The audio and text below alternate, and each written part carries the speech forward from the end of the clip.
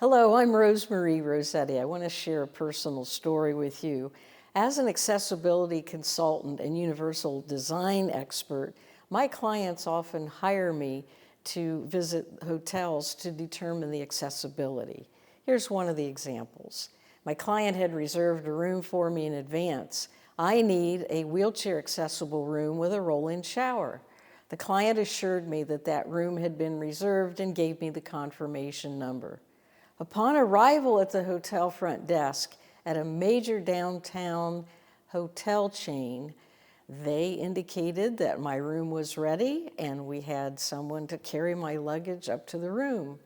When I got in the room, as my habit is, I always check the bathroom first to make sure that it has the roll-in shower and grab bars. And indeed, this room had neither. So we called the front desk, said there's been a mistake. Please change my room. The person carrying my luggage went back to the front desk, got a new room key, and escorted me to the new room. When we went inside that room, it was identical to the first one. We then called the front desk. What are we supposed to do tonight? This room is not going to handle my needs for safety. There are no grab bars, and there is not a roll-in shower. What am I supposed to do tonight?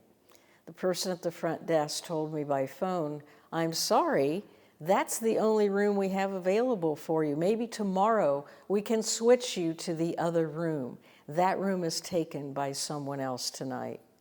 That is not a good solution. My safety was in jeopardy. For me to stay in that hotel that night as well as the next morning, I was very, very worried that some accident would happen. Hotel chains need to do a better job in terms of guaranteeing the reservation that was made in advance so that that room matches that reservation.